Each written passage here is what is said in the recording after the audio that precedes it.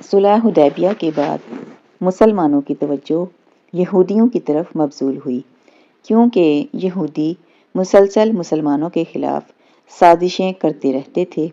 خندق کی جنگ بھی انہی کی شرارتوں کا نتیجہ تھی۔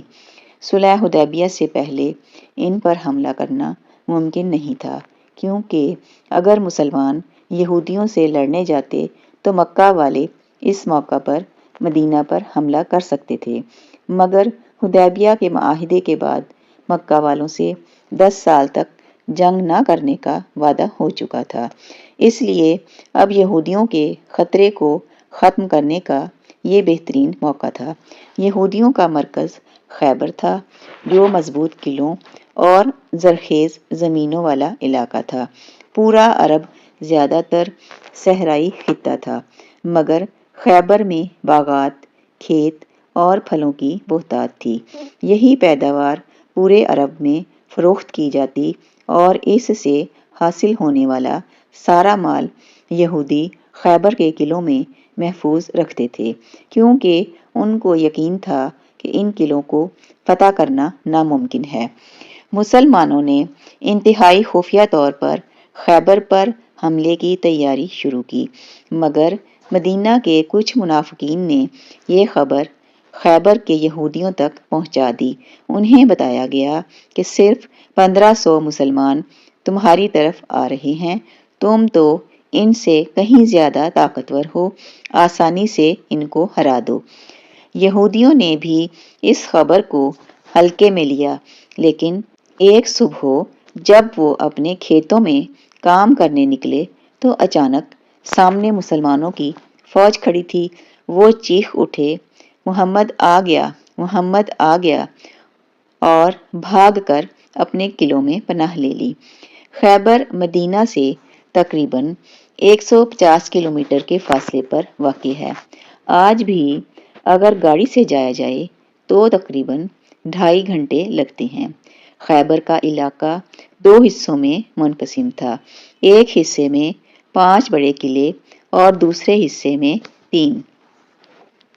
مسلمانوں نے سب سے پہلے اشق قلعے پر حملہ کیا، مگر سخت جدوجہد کے باوجود وہ قلعہ فتح نہ ہو سکا۔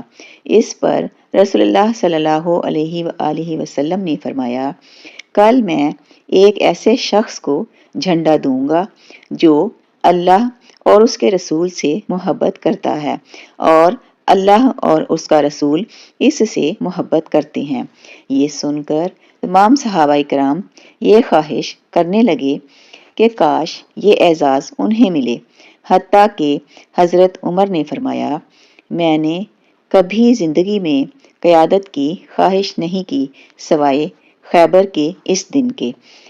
اگلے دن رسول اللہ صلی اللہ علیہ وآلہ وسلم نے تمام عمر رسیدہ صحابہ کو چھوڑ کر جھنڈا حضرت علی بن ابی طالب کو عطا فرمایا۔ اس وقت ان کی عمر صرف 29 سال تھی۔ حضرت علی نے خوشی سے عرض کیا، یا رسول اللہ، میں آخری دم تک ان سے لڑوں گا۔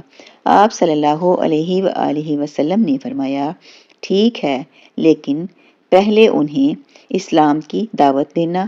اگر تمہاری وجہ سے ایک شخص بھی اسلام قبول کر لے تو یہ تمہارے لیے سرخ اونٹوں سے بہتر ہے۔ خیبر کا پہلا قلعہ فتح ہونے کے بعد جنگ مزید شدت اختیار کر گئی۔ یہودی قلعے کو چھوڑ کر دوسرے قلعے میں جا بسے۔ مسلمان 3 دن تک اس قلعے کو فتح کرنے کی کوشش کرتے رہے، لیکن یہودیوں نے نہایت سخت مزاحمت کی۔ آخر کار وہ دوسرا قلعہ بھی چھوڑ کر تیسرے قلعے کی طرف بھاگ گئے۔ تیسرا قلعہ کئی دنوں تک مسلمانوں کے قبضے میں نہ آ سکا۔ صحابہ کرام حیران تھے کہ ہم نے تو ان کے کھانے پینے کے تمام راستے بند کر دیے ہیں، پھر بھی وہ باہر نکل کر لڑنے کی بجائے اندر کیسے ٹکے ہوئے ہیں۔ اسی دوران ایک یہودی جاسوس جو مسلمانوں کے لیے خفیہ خبریں لاتا تھا، نبی صلی اللہ علیہ وآلہ وسلم کے پاس آیا اور بتایا، یہ قلعے بہت پرانے ہیں اور یہودیوں نے ان کے نیچے خفیہ سرنگیں بنا رکھی ہیں۔ انہی راستوں سے وہ پانی اور سامان اندر لا رہے ہیں۔ مسلمانوں نے فوراً ان زیر زمین راستوں کو بند کر دیا۔ کچھ ہی دیر بعد یہودیوں کو بھوک اور پیاس نے مجبور کر دیا اور وہ قلعے سے باہر نکل آئے۔ جیسے ہی وہ باہر نکلے، مسلمان مجاہدین نے ان کا مقابلہ کیا اور جو بھی دشمن سامنے آیا بہادری سے ڈٹ کر لڑا، مگر آخرکار سب پسپا ہو گئے۔ 3 قلعے فتح ہونے کے بعد مسلمانوں نے چوتھے قلعے پر حملہ کیا، جو زیادہ سخت نہ نکلا اور وہ بھی آسانی سے فتح ہو گیا۔ یہودی اب اپنے 5ویں اور آخری قلعے میں جمع ہو گئے۔ یہ قلعہ خیبر کے سب سے اونچے پہاڑ پر واقع تھا۔ نیچے سے اوپر چڑھنا تقریباً ناممکن تھا اور جو کوئی بھی قریب جاتا یہودی قلعے کی فصیلوں سے تیر برسا کر اسے پیچھے ہٹا دیتے۔ یہی وجہ تھی کہ انہوں نے اپنی عورتوں، بچوں اور سارا خزانہ یعنی سونا، چاندی، جواہرات سب اسی قلعے میں رکھا ہوا تھا۔ اور اگر تاریخ نے ہمیں ایک بات سکھائی ہے تو وہ یہ ہے کہ جہاں سب سے زیادہ مال و دولت ہو وہاں یہودی ضرور ہوں گے۔ مسلمانوں نے آخری قلعہ فتح کرنے کے لیے پوری کوشش کی، مگر سامنے جانے کا کوئی راستہ نہ تھا۔ تب رسول اللہ صلی اللہ علیہ وآلہ وسلم نے اس زمانے کی ٹیکنالوجی یعنی بڑے پتھروں سے چلنے والے منجنیق استعمال کرنے کا حکم دیا۔ مسلمانوں نے قلعے کے دروازوں اور دیواروں پر پتھروں کی شدید بمباری شروع کر دی۔ کئی گھنٹوں کی جدوجہد کے بعد آخرکار قلعے کی ایک دیوار ٹوٹ گئی۔ جیسے ہی دیوار گری، مسلمانوں نے فل فلیج حملہ کر دیا۔ یہودی بدحواس ہو گئے، اپنی عورتوں، بچوں اور سونا چاندی سب چھوڑ کر بھاگ نکلے۔ مورخین کے مطابق آخری مرحلے میں کچھ قلعے بغیر جنگ کے سرنڈر کر گئے، جبکہ ایک میں سخت لڑائی ہوئی، لیکن نتیجہ ایک ہی تھا، خیبر مکمل طور پر فتح ہو گیا۔ آخرکار یہودیوں نے ہتھیار ڈال دیے اور رسول اکرم صلی اللہ علیہ وآلہ وسلم نے انہیں معاف فرما دیا۔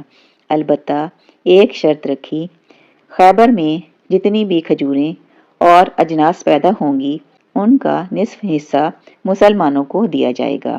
یہودیوں نے خوشی خوشی یہ شرط قبول کر لی۔